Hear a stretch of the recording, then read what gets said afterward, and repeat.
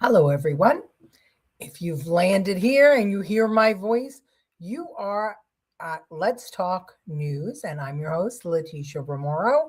And today we're going to talk about the U.S. attorneys and the Senate and the blue slips and how the Democrats are trying in other ways to stop Trump from being president. You would have never thought that that could happen, would you? But this is the age we live in, the age when if you don't win an election, you throw yourself on the ground and throw a hissy fit. And you throw monkey wrenches into anything that president who did win does. And the American people are supposed to sit there and take it. And that is what we're in today. We are in a situation where the Democrats didn't win, but they're going to try to do an end run against President Trump by not appointing U.S. attorneys, which is really, really interesting, considering that U.S. attorneys, their jobs are to protect America and Americans from things like, oh, I don't know, civil rights violations, uh, environmental issues, kind of all the things that Democrats support. But the senators are blue slipping the president's appointments. Hello, Colleen. Good to have you with us tonight. And I hope it won't, I love it being just you and I, but I hope that others join us. You and I can have a conversation about this stuff all night long without a problem. But it seems like it's just us here tonight. And I'm guessing everybody is doing their Christmas shopping or their holiday shopping. And I believe tonight is the first night of Hanukkah.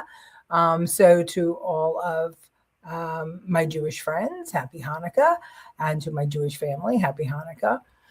So anyway, Colleen, we're talking about the fact that Alina Habba has resigned as U.S. Attorney for New Jersey. And she's resigned because the federal judge said that her appointment was illegal. We're going to talk about that in a minute. I was absent last night. That's okay. You get a pass. No problem. Happy Hanukkah, little lovely. Good to have you with us. So the thing is that these blue slips, it's frustrating Trump a lot. And what basically, for those of you who don't know what a blue slip is that when there is an appointment by a president of a judge or an attorney or such, the senators from that state, all the senators get a blue slip, and you can either put positive or negative, but they won't. It's been since like 1917 that if the senator from the state, just one, gives a negative blue slip on the appointment, then the appointment doesn't go through. And Grassley explains it as that's because it won't pass if that senator says no.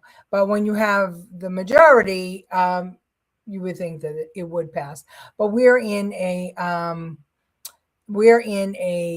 very interesting scenario these days where we don't have a clear majority. We don't have 60 in the Senate. And so I'm just going to delete this disgusting comment. I do believe in free speech, but we don't need to have disgusting comments on my page. So since we don't have 60, a lot of things can't actually get passed. So what Trump was asking Grassley to do was overturn these blue slips. They had been done in the past. And Grassley is basically saying that when Biden was appointing people and and the Republic, or was it Biden? I can't remember. In the past, the Republicans didn't allow certain appointments, and so that's why there's so many appointments for Trump right now. I don't know um, what the heck is going on and why Grassley would stand on ceremony, and I don't know why. Um, just like with the budget, right, or the CR, the continuing resolution, we got there eventually after the Democrats, made hay for nothing and made all the people suffer. But for these appointments, I don't know why we wouldn't work harder. I feel like the Senate is just not working hard enough to push forward the Trump agenda, and that is really pissing me off because you know 73 million people voted for him. There was a clear majority in the United States for him. How is it that the Senate is not carrying his water? It's just pissing me off at this point. Hi, Kevin. Good to have you with us. Andrew Dorman, good to have you. Do we need 60 for budget appropriations? Yes, definitely 60 for budget appropriations. And that's the whole thing is, there are certain, and I'm not going to say that I'm an expert at the Senate. I'm not. And maybe I should have read up a little bit more on how many votes you actually need to do business when it comes to appointments. I thought it was a simple majority, but I may be misunderstood. I might be mistaken about that. But here's the whole thing is that these Democrats are standing in the way of this appointment because they're saying that Habba does not have enough prosecutorial experience. And I think about the Juan Majan, who sat on trial, sat in judgment of the Trump trial, who had zero prosecutorial experience. He was in like family court. So what? And Ketanji Brown Jackson, I don't know that she was exactly the biggest constitutional scholar that we could have appointed, but they got through because the Senate is supposed to be where real negotiations happen, but it's not happening anymore. It's kind of like it's like children. It's like children, and it's embarrassing, and I really hate it. I think Grassley is swamp. He really isn't, or he wasn't. But they stand on ceremony, Colleen. And I get that you want your reputation to be stellar, and you served in the Senate for so many years, and this is the way it's always been done.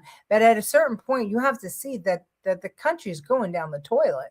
You have to see that this is not usual times, that we are in times of peril and danger, and we need extraordinary men and women to step up to the plate and do the right thing, because we've seen already what the Democrats will do. We've seen it. We saw it with the budget, that or the continuing resolution, that they held it up for an election, that it did not matter to them that people suffered, because they seem to think that they can hypnotize people into voting their way. And they're really banking on the normal ebb and flow of elections where, the president gets elected no matter which party. And they usually get the House and the Senate, and then in the midterms, they usually lose it. They're really banking on that, and we have to show them that it's not so. Meanwhile, North Carolina has judges without law degrees. Yeah, New York can do that too. It's crazy. We need shit to get done. We do need stuff to get done, and it seems to me that these elected officials don't care what the people want, or they've always governed by polls, but nowadays it's not just polls, it's popularity, it's clicks, it's whatever gets the more followers. And to governance be damned. It's the craziest thing. They will do it again when it expires in a few weeks. You mean hold it up? Yeah, they probably will. And I think that we need to be prepared. And I think that these senators have to step up to the plate. And I also think um, these Republican leaders need to do more because, frankly, I feel too often that Trump is out there on his own, that the ones that have been entrenched in Washington are they're just they're worried more about their payoffs or what their colleagues think of them than anything else. And I noticed that happens to my Republican friends in New York, right? A lot of my Republican friends in New York um, are afraid to talk, uh, admit that they like what Trump is doing. They're worried. They're politically correct because they're in the city, and they're brainwashed to some extent. And it's amazing to me because they think that the rest of the country is where they are, and the rest of the country isn't where they are. The Today, the gas station on the corner had gasoline for $2.12. And some of my Democrat family members were in shock that it had come down that far. And they are no fans of Trump, but they were shocked to see that it came down that far. And, if you listen to the news, you're thinking, oh, there's, everything is more expensive. But the truth is that oil is coming down. And now we have to work on the food, the grocery stores, the big stores, to also bring down their prices because their prices are artificially high. So things are happening, not always. It can't always be seen in the blue states, but things are happening. Uh, Texas, $1.97. Yeah, it's true. I'm wondering, Kyle, it's just you and me here. There's more people here, and I'm just wondering whether or not everybody is typing comments or not. I'm sorry, I'm not the best at this. But if you have a comment, type it and it'll come up on air and we can have a conversation about all of this. Here he is. Hello, Professor. How are you?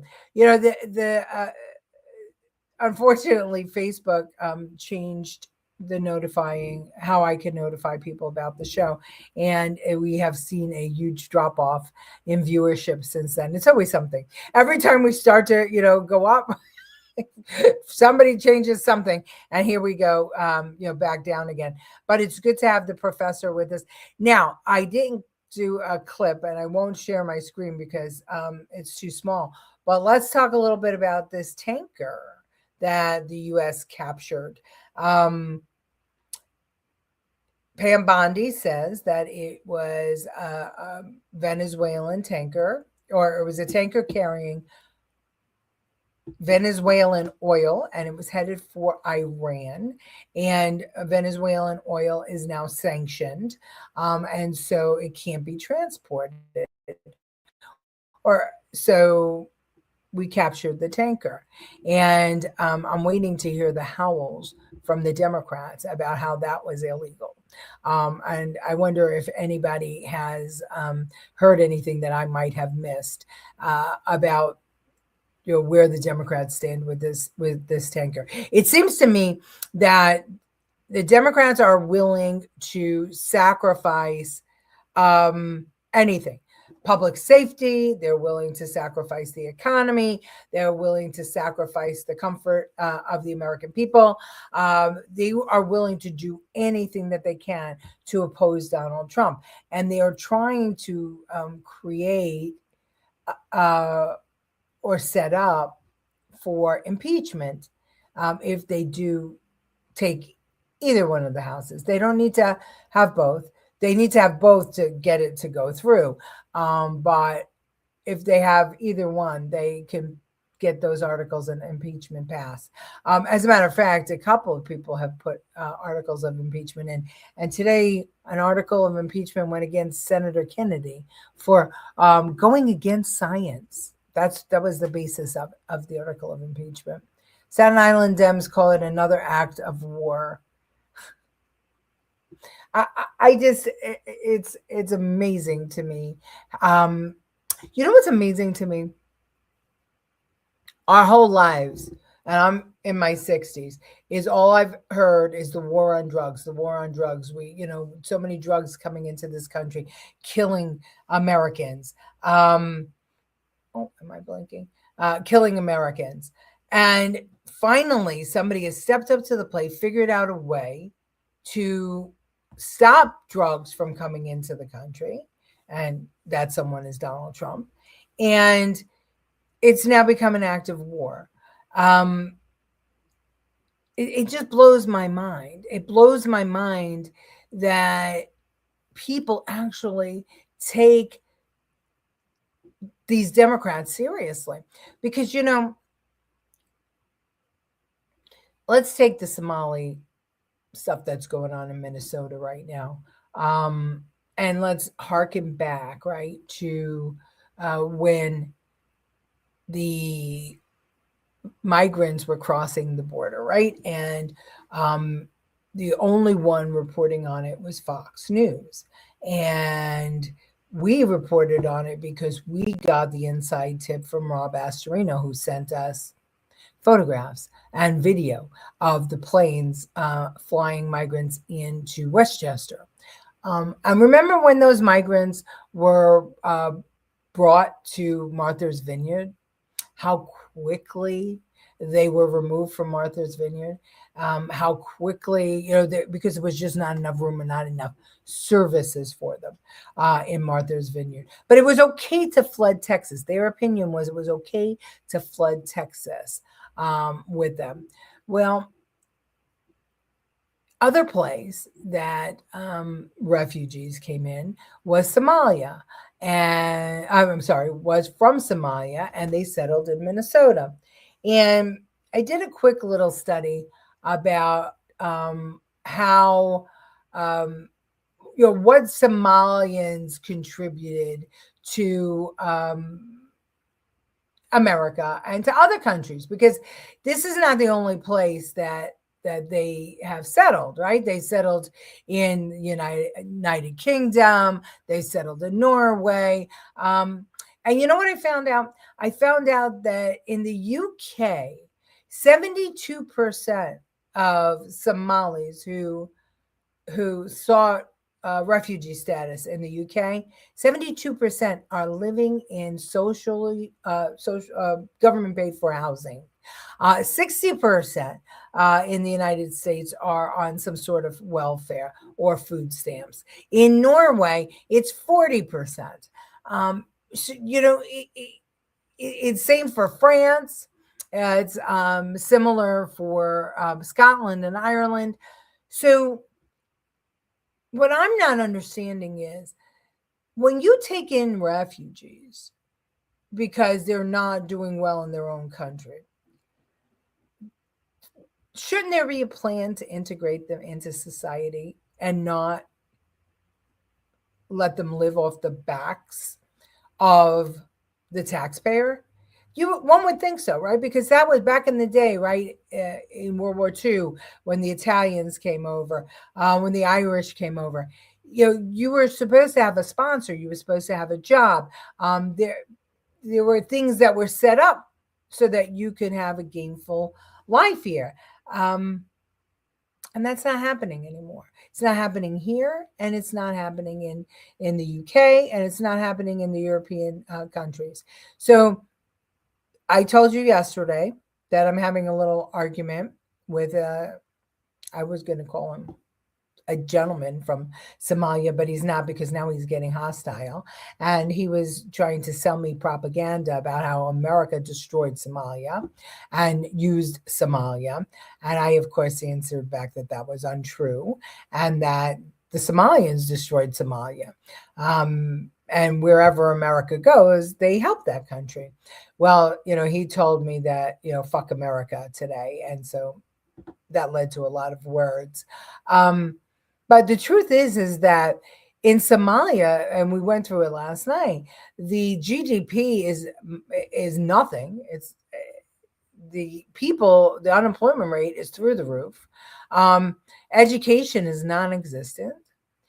So this is a country that is I mean, it has resources, it has minerals, it has great soil. It's strategically positioned, but because of corruption in their government, they have never been able to actually achieve wealth.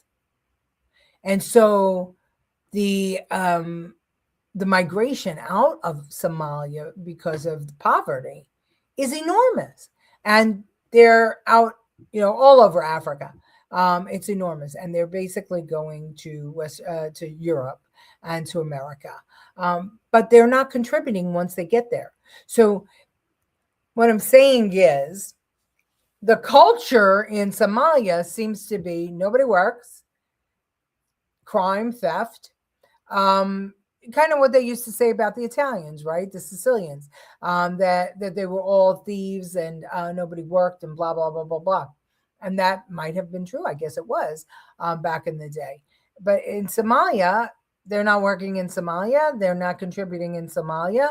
They're not taking advantage of their resources in Somalia. And then when they go to other countries, they're not taking advantage of the opportunity there either. They're living off the government dole. That's problematic and that's scary. We need special forces taking out cartels in Mexico. That would make a huge impact. Yeah, or maybe we should just conquer Mexico. I mean, why not? Why? I mean, we're going to get criticized for being like Russia? Okay. But when you push, if you're not going to be a good neighbor, and if you think that you can undermine your neighbor by not protecting your border, then at some point your neighbor can take action, right, to protect itself. So during the 1970s and 80s, Soviet Union used to pull into Kuwait and transfer oil into Venezuela tankers under fictitious documents bound for New York City area. Oh, that's interesting. Very, very interesting. Thanks for that information, Professor. Merit-based immigration. You must be employable. Yeah, and that's how it's been for forever. But all of a sudden, it's not that anymore. Abortion became fashionable, so immigration got changed because the population was going down. I get it. But look, the reason that you want population growth is to be able to continue society and civilization, right? You want population growth so that your country remains strong and so that your society grows. But that's not what's happening. The way people are migrating here now under Biden and I'm going to just say under Biden because that's when the whole world, changed, is they're coming here and they're living off of taxpayers that are working. That is not a healthy society. That will never be a healthy society. If you can't do the basic thing of filling out your paperwork to immigrate and getting employed once you're here, then how does that benefit society? It doesn't. No, I won't shut up, Janice. You shut up or get educated, or you could stay and listen. I'll talk as long as I want to talk because guess what? Everybody gets an opinion. You can just switch off and that's just fine. So thank you, Janice, for helping the algorithm, but I will continue to speak. If you want to speak something intelligent, I'm happy to have it on the screen. You need productive growth, not a bunch of takers. Well, that's the only reason that you would have immigration to replace live births in the country, right? Or citizen births, is if they were going to be productive. And that's not what we're seeing. We're not seeing productive immigration. I'm not going to say totally, but if we're not coming in legally, and if the first thing you get when you come to America is money and accommodations beyond your wildest dreams, and you're told that you don't have to do anything for it, and don't worry, liberal, woke Democrats will fight for your right to live off of other people forever and ever because they want socialism, Are you going to look for a job? Now, we see that a lot of Mexican immigrants come here and they shape up and they get jobs, but they're also on public assistance. So while their wives and children are on public assistance, they're working off the books. So either way, they're playing the game on both ends, right? Because American workers are not being employed at union rates and with benefits and all the things that American workers demand, because they're willing to work for much cheaper and off the books. Why can they survive that way? Because they're getting food stamps and welfare and housing by pretending not to be married. So we have a problem here. We have an immigration problem. And you want to know what is pissing me off? And President Trump, if you're listening, and we need the Senate, Thune, and we need Johnson to listen to. We need you to take up immigration reform right now. Just because you fix the border doesn't mean you shouldn't take up immigration reform. Take it up now before this session ends. Take it up, I'm sorry, it might be ended already. Take it up first next year. You must take it up. Let's really reform. Let's put it on the books. Let's get immigration reform. Because that's what the Democrats have been saying all the while, right? Why don't we have immigration reform? Codify it. Okay, they didn't codify it when they had the House and the Senate. We should do it. We need to. Putin offers dollars to women who don't get abortions. Really? That's interesting. That's interesting. Well, what's Trump doing? He's basically doing the same thing, right? Trump is giving you that $1,000 for babies born in these years for the savings account, and so that they're born into wealth and they have the ability to have a nest egg when they're born. So it's almost the same thing, Professor. I would think it's a way of making sure that people have babies and giving incentive for people to have babies. We're really broken here. We're truly broken, and it's very scary to me that we have so many people who want to now come to America for the wrong reasons instead of the right reasons. And you have Ilhan Omar, who came here and became a congresswoman to serve Somalia, not to serve the Americans. And just find me one clip of her saying she loves America, and I'll eat my words. You can't, because they don't exist. And the same with Rashida Tlaib. These are people who have immigrated here to benefit the countries they left, not here. It's a problem. It's a big problem. And in my opinion, we need to close our borders. Guys, Thune, Johnson, President Trump, everybody that's here, vet them out, give them 5 years to become a citizen. If they don't, then they have to go, or it's 3 years, whatever. But just let's end this. Let's codify a real reform in immigration, and let's get everybody a Social Security number, get everybody paying taxes, and let's get ourselves on the right track. We need to do that. Ask Colleen about child tax credits. Okay, Colleen, New York City had a billboard that said the best thing you can give your child is not to have another. Yeah, well, child tax credits. Well, that's, you get a credit for every child you have. That shouldn't be allowed. What shouldn't be allowed? Letting people become American citizens. I don't think that you can possibly get rid of everybody. I think that that's a great way to vet them to see if they are criminals. That's a good way of getting them off of, getting them to stop working off the books and getting them off the public dole. Kevin, I can't see any other way to do it. I don't think that there is any other way to do it. All right. Well, it's been a quiet night. I thank you all for joining me. We'll be back tomorrow.